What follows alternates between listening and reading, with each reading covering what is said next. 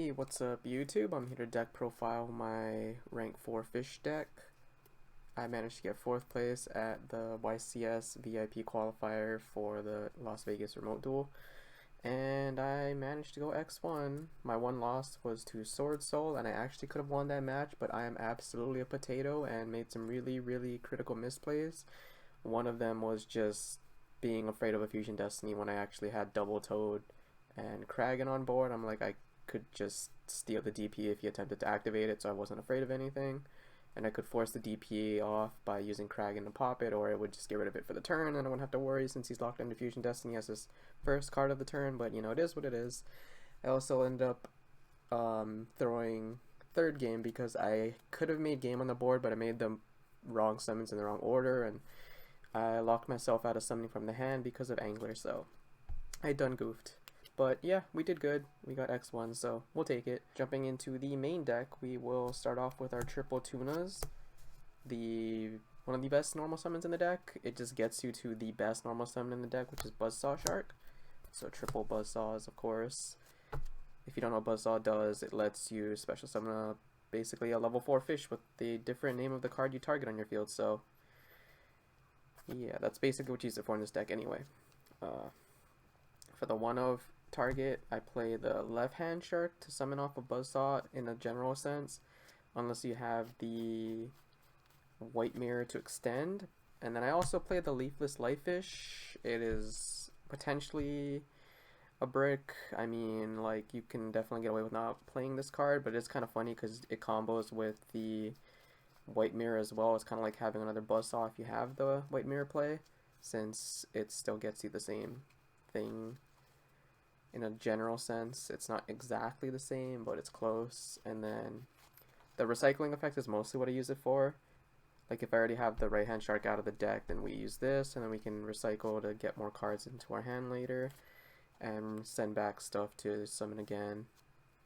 And then it also kind of cheeky with droplets, where you can normal summon, activate its effect, dumb right hand, droplets will make your board empty, and then you can right hand special, and if you have extenders, you can keep going off. So it's pretty cool in that sense. And then we have triple anglers, extenders, really cool card with white mirror, since if you just Buzzsaw into this, overlay it to like Bahamut Shark, use a white mirror to special this, search another copy, add it to hand, and then you can special it from hand to then get another rank 4 play. And then I'm currently playing 3 XYZ or more, as I was playing 2 beforehand. I've been playing this deck for about 3 weeks now, and I just decided to switch up some cards this week.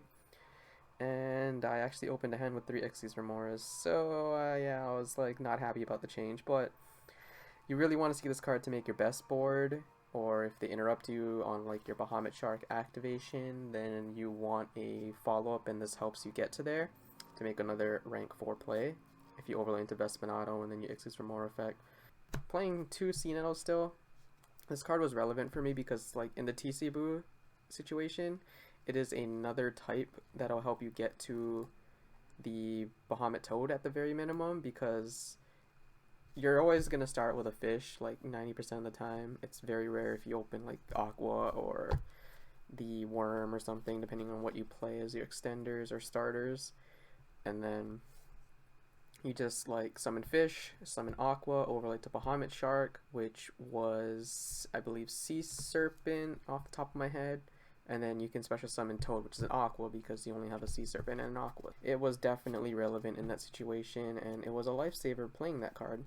And then, so I did mention Worm. I am currently playing 2 Shthanas. I don't know how I feel about this card yet because I only got to play it in this one 4-round event, and I happened to draw it 0 times, so unfortunately did nothing. But the theory is there. It was another way to get a level 4 body on the board that does not lock me, where the Sea Nettles did. I did not enjoy being waterlocked because it gets rid of your F0 plays, but a lot of times it's pretty okay to still not make the F0 and just make like a Kragen, Toad, Bahamut Shark kind of play, and it's still fine. But we did want to kind of mess around with that. Didn't get to use it, so I don't have a lot of opinions on it yet.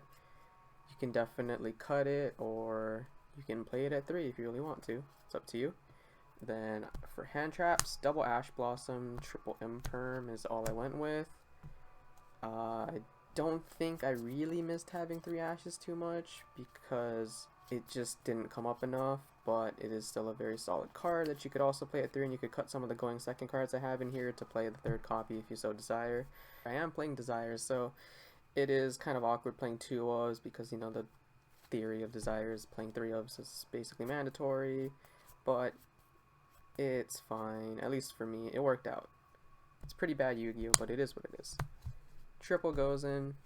I can't say much about this card other than this plus Kragen is absolutely insane. It's also solid in like the Sword Soul matchup and other rogue matchups, but again, because rogue matchups are all over the place, you can also just not do anything to their mono type decks, so you just side them out. But this card can just steal games. I've just won game 1s because they couldn't out Gozen.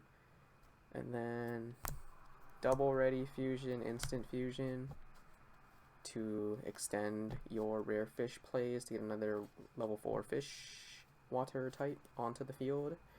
Then triple white mirrors as your extender as well, which also is kind of nuts because it also searches the copy of the card, so you get to do more plays or have a follow-up for the following turn. It's really nice.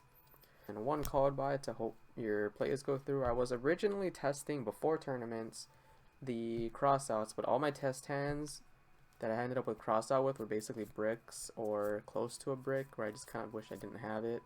So I didn't end up going through with playing it, but I definitely see the merits in playing it in this deck because you really don't want to get interrupted, and like every hand trap can basically hit your deck, so it is kind of awkward in that sense. And having the extra insurance against those hand traps, except for like Nib, are very good since you generally don't play into Nib unless they hand trapped you previously. So yeah. And then, as I mentioned, I'm playing Desires, currently playing 2. I was originally playing 3, but I was drawing multiple Desires way too often, drawing Desires off of Desires into Desires, drawing double Desires, like, it was just awful. So, personal preference, I just cut it down to 2, and it's been pretty solid so far. I've been seeing it as much as I would like, for the most part, and it has not been clogging the hand, which is the important thing, and the decision-wise, we only play 2. Then triple droplets for going second. This deck definitely can afford to play it, though it has been quite awkward a lot of times too. Might just switch it for chalices to be safer, but non-targeting was the biggest reason that also can't be responded to. Was very, very important in a lot of decks and matchups that I've been running into. So I'm still not sure about that. Or I could also just play more hand traps. I'm not sure where I want to go. Or even just Dark Ruler No Mores are pretty solid.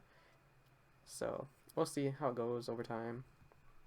And then lastly, 2 talents as going second cards, and also slightly going first depending if you get hand traps or not, to try to dig for extenders or to rip cards out of their hand to prevent them from outing your stuff. Didn't come up today, but it came up quite a lot in the other few weeks I've been playing it, so I still think it's a good choice to run if you can afford to run it in this deck. Going into the extra deck now, I have 1 rare fish, the target for your instant fusion and ready fusions, 2 Kragens, and it's 2 spawns, floats into them. I like to play 2 Kragens because more often than not, the Kragens get outed through non-struction means like kaijus and stuff, so if it comes down to it, I like to have more copies to try to play with, or even the weird situation where I just want to make another one. It does come up. Then I played double Bahamut Shark and double Toad, pretty self-explanatory. It's there because it's very easy to make double Bahamut turns. You can make the F-Zero right after. And I play the 1 Vespinado, which usually goes on top of the Bahamut Shark, because you just activate the Bahamut Shark, detach your material, and make the Vespinado. You have 2 materials, so you can use Ixie's Remora and then try to extend, unless you just didn't get fish as materials, which is unfortunate, but it does happen. Then the Utopic Future package, I play 1 Dweller, and I play the Spicy 101. This is basically a free slot, but it comes up like I stole a construct. You can just take things that are problematic that have like when it goes to graveyard effects and stuff, or things similar to that. It is a solid card to bait hand traps also, because just yoinking cards sometimes is enough to make your opponent want to stop it. And when it does actually successfully steal a card, you have 1 material, so at the very least it can turn into a Zeus with 2 materials, which is our last choice since we are playing an XYZ based deck. So that was the extra deck. Last but not least, our side deck. So starting off with some back row hate, anti-back row stuff. Double Cyclone, 1 red reboot. Double evenly to break boards. 2 space rocks. Nib is nib. Interrupt your opponent. Try to ruin their board. Pretty self-explanatory. Double Gamma Seal to out things like towers that are just a pain to get over. And then I play triple Droll and Lockbird for those very search heavy matchups. And then lastly, the Imperial Order with double Judgment to stop those pesky spells and or traps. I would consider playing a third Judgment, but I'm really not sure yet. It's definitely tempting. Anti-spells I also have considered, but as I mentioned, evenlies are my biggest issue. Like lightning storms and stuff come up sometimes-ish, but it's usually not that relevant. So more so there for that, or stopping droplets, dark rulers. Yeah, that's why we like the solemn judgments, because they're flexible in that sense.